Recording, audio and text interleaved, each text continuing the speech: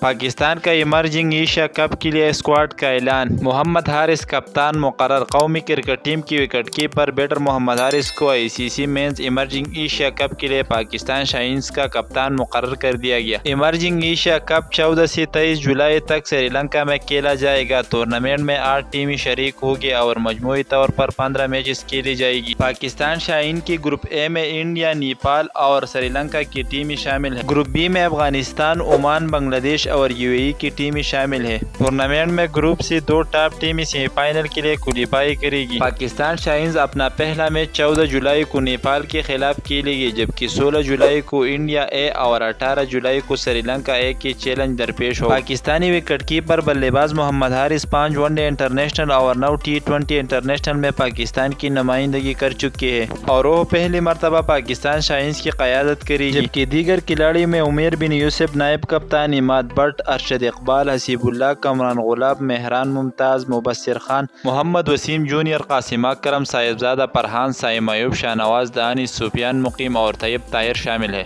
Reserve کھلاڑیوں میں عبدالواحد بنگزئی، محمد عباس افریدی، محمد جنید اور روہیل نذیر شامل ہیں۔ آج کے لیے اتنا ہی۔ مزید کرکٹ کے تازہ ترین اپڈیٹ سے باخبر رہنے کے لیے ہمارے یوٹیوب چینل کو سبسکرائب کریں، پیج کو بھی فالو کریں۔ اللہ حافظ۔